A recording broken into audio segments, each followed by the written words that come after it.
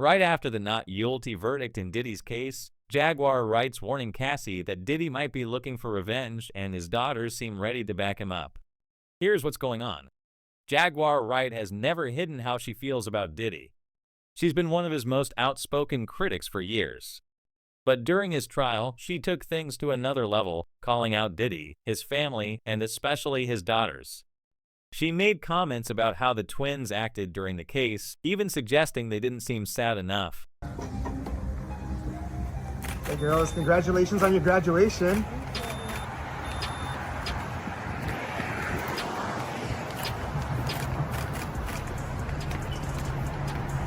Have you spoken to your dad? At first, the twins stayed quiet. They didn't want to stir up more attention while their dad was still in court. But now that the trial's over and Diddy beat the charges, they're not staying silent anymore. Jesse and Delilah are clapping back hard, and from the looks of it, they're ready to stand up to Jaguar directly. So why is Jaguar so focused on the twins and not Diddy's other daughter, Chance? Well, some people think it's because of how the girls handle themselves in public. While Chance has stayed quiet and kept a low profile through the whole thing, the twins have been active, attending events, posting on social media, and still living that luxury lifestyle.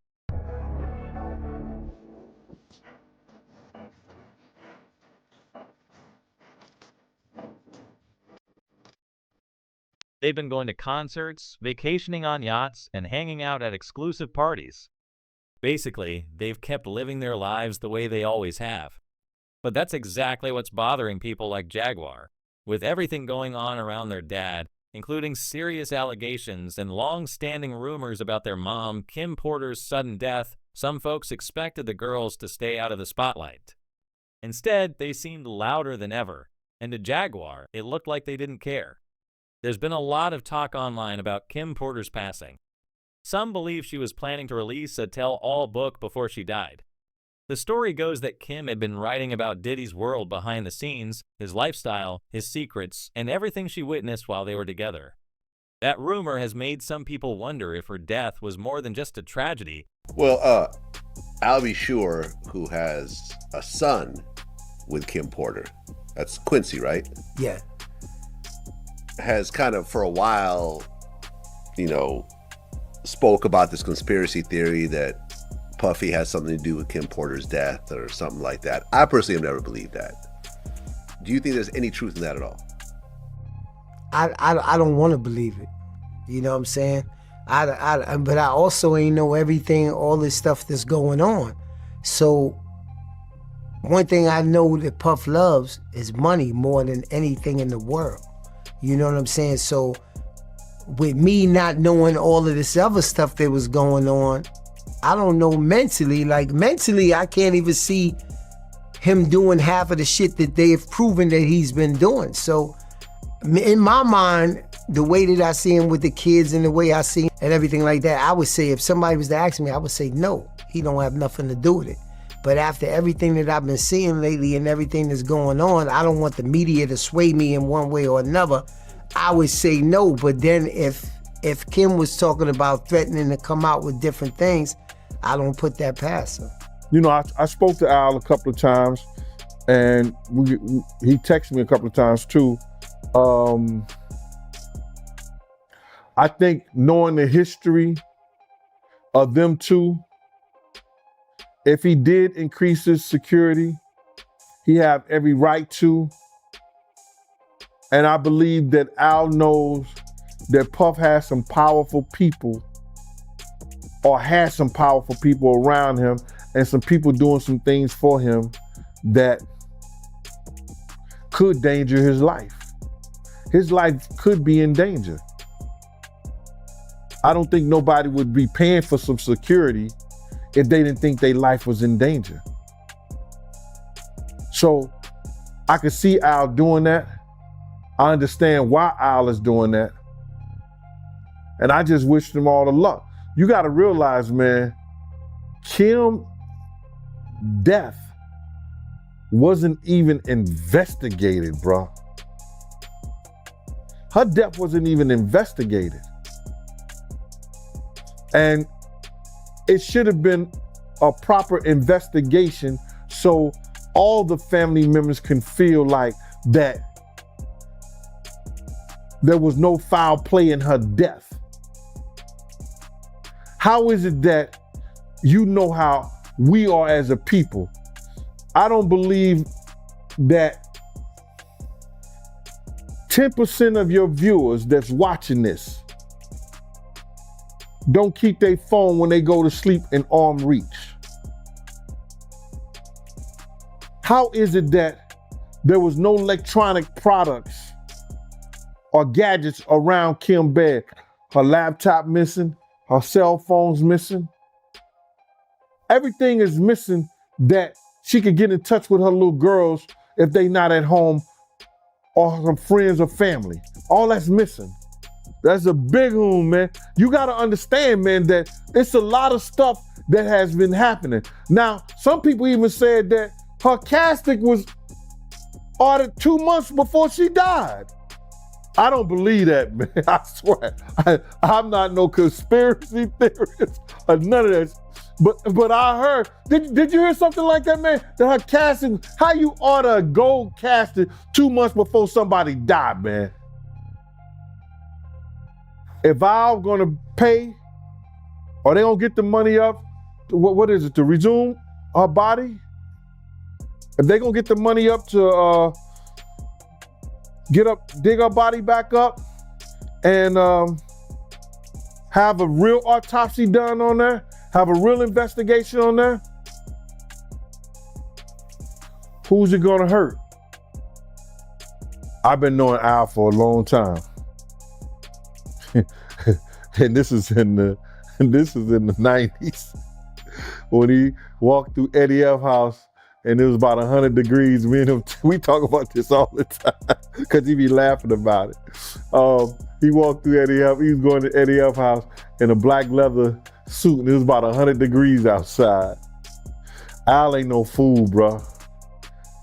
Al is not a fool, and he's smart by getting extra security. I don't blame him at all. If I wasn't retired, I'd probably be working for him. And when a book claiming to be Kim's secret memoir popped up online, things exploded. Some believed it was the very book she had been working on. But Diddy's kids were quick to shut that down. Jesse, Delilah, and Chance released a statement saying the book was fake and that their mom never wrote anything like that. They said clearly, claims that our mom wrote a book are simply untrue. Anyone claiming to have a manuscript is misrepresenting themselves. Jaguar Wright, though, doesn't agree with them. Was highly paranoid right before Kim passed away. And when he found out that her and Cassie were still secretly talking and meeting, it became a very explosive situation for everyone who knew about it. I hate the fact that she felt so terrified to tell the truth about the man that she had 3 biological children with, that she felt the need to have to be as covert as she was. But I'm grateful that Kim got her truth to people that she trusted. Problem is she didn't know who she could trust and couldn't trust. I have no doubt in my mind that pieces of that memoir have been acquired by the home team, and that bad actors were incorporated so that they could put just enough spin to create reasonable doubt in the jury pool. It's a smart play, because there is no way that these 2 people who really had absolutely nothing to do with anyone involved got this much information directly from Kim Porter. It didn't happen. I'm telling you that now. And every person that they have these salacious stories built around are people that Diddy has issues with. It lined up too good in his favor when you really think about it. And if I were him and I had a team of PR agents, the first thing that I would have done is let's get our hands on a piece of the book, get as much as we can. We'll take as much trash as we can, throw it around it, and put it out there. Now, I'm not saying that that's what these authors did. I'm saying that whatever they got, it was prepackaged for them to earnestly move forward with it as it was real. But I'm telling you, this is orchestrated. This woman, for months and years, was silently trying to get the pieces of her diary out there. So if anything happened to her, people would know the truth. I truly doubt what she wanted everyone to know was all of this weird stuff. But I tell you what it does do. It creates sympathy for the devil, because the way those stories were spun in these narratives, it made everyone seem like they were just as bad as Diddy, right? Whatever tapes he turned over, they already have.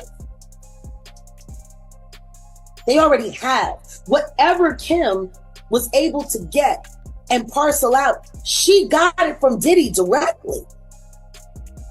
Which means this could be nothing more than clips that were taken from what the FBI has already uncovered, what they already took in.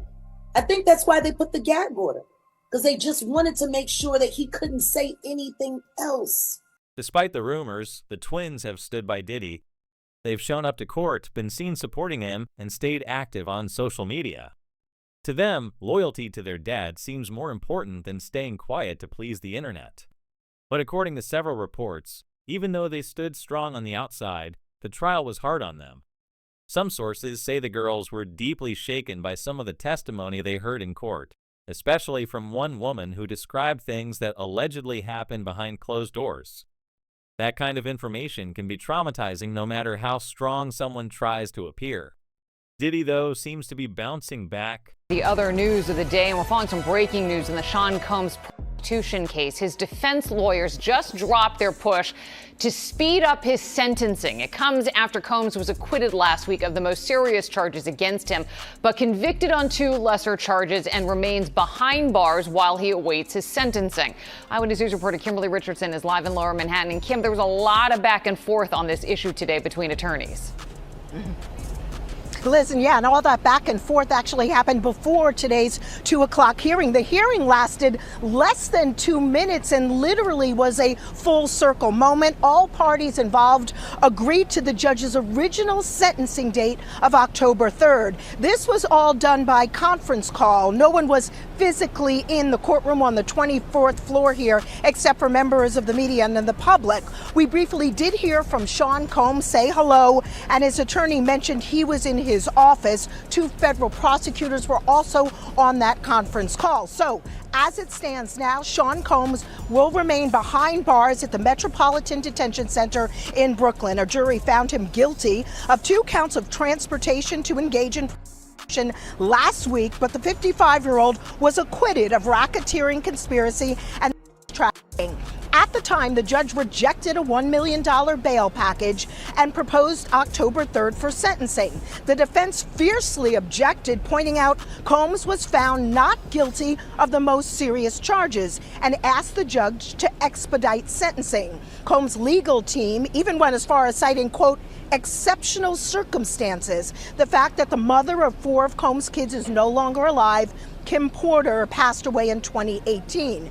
The government urged the judge to stand firm in that October date. We did expect to hear more back and forth today, and it's not clear why the defense essentially walked back its request. Moving forward, Combs will be interviewed, and a report must be handed in on or before August 29th.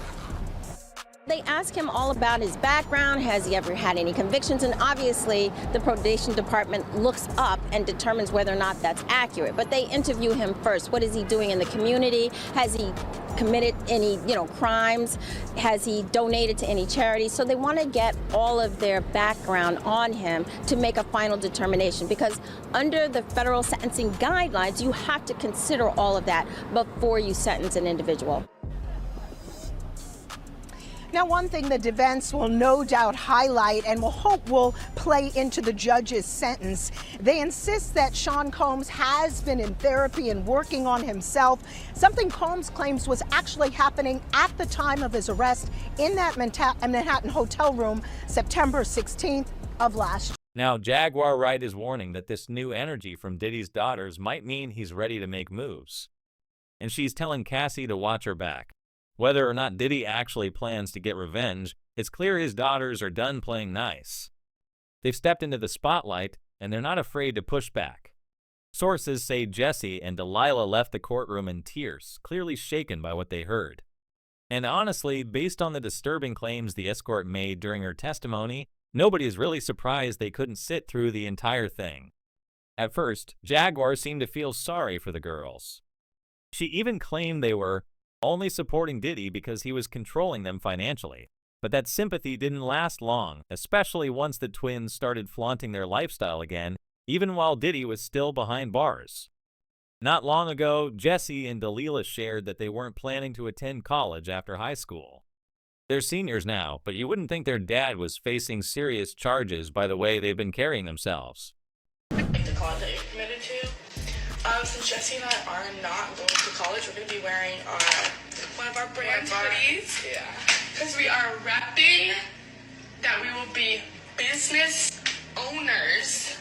Here are Diddy's twin daughters talking about how they will not be attending college after high school. These two are a senior currently, and you would not think that their father is currently incarcerated against these charges because they are acting like nothing has happened. Also, I think it's interesting they're not going to college. They're going to assume the role as business owners, which no shade to them, but you know, a business degree might help. Maybe even one of you guys becoming a lawyer could maybe help the family out. I don't know how they do it. I mean, I feel like I wouldn't be able to show my face, but these two are out and about. They went to their college prom wearing the same dress, which, you know, we love twins that dress alike. I did see some shady posts on Lipstick Alley where people were calling out the fact that they always wear the same clothing, which, you know, is cute if you're a twin and you're like 6 years old. I don't know. You would think maybe growing up they would start to separate a little bit, but they're not. Honestly, I pray for these girls because of what their mother had gone through and the current situation with their father. I feel like they could use some prayers. I don't know, something does irk me a little bit with how they are just so nonchalant. Like, they truly do not. Word on the street is Jaguar Wright hasn't let up. She's been accusing the twins of being straight-up psychopaths who don't care about the alleged victims as long as the money keeps flowing. Jaguar believes their loyalty isn't really about love or family. It's about keeping access to the lifestyle they've always had. Their reaction to Diddy's verdict was certainly interesting, as was the rest of the families. Court was adjourned. Family members cheered today's verdict. Combs' son, Christian, telling ABC News how happy he is. Hey, yo, we love y'all. We love everybody watching. So happy. Pop's coming home. God bless. God bless the whole world. What was going through your head when the verdict was read? Happy. He is still facing up to 20 years in prison on these lesser charges. They are arguing he should be held until his sentencing, Kira. So, Bernarda, if Combs does stay in custody, how much jail time do you expect he would actually serve? So in terms of if the judge does decide that Sean Combs remains in custody pending sentencing, the judge will ultimately determine what his sentence is. So you have to think that the sentencing is not going to take place in another week or two. We're talking about months from now that the sentence will take place. And in terms of all the time that he's already been in custody, he's going to get credit for that time. So no matter what amount of sentence the judge sentences him to, he'll get credit for about the 9 months that he has been in custody. Yes, he faces a maximum of 10 years on each of those counts. Highly unlikely that this judge is going to max Sean Combs out. He can give him probation, he could give him time served, or give him something more of a year, 2 years, or even 3 years on each of these counts. So, Kelly, how does this verdict impact Combs' legacy as an entertainer, as a music mogul moving forward, do you think? I think it does impact his legacy because we have to talk about this in addition to talking about his 3 decades as being a pop culture icon. You know, this is a human who has touched every facet of business, of industry, you know, politics, film, TV, music, Broadway, spirits, fashion, you know, but we also now have to talk about this case and the role that that plays and that legacy. And I think it's significant because unfortunately people are going to be able to unhear some of that testimony that they read, and they're most certainly going to be able to unsee that video footage from that 2016 Intercontinental incident between him and Cassie Ventura. And I think that that's going to be part of the conversation.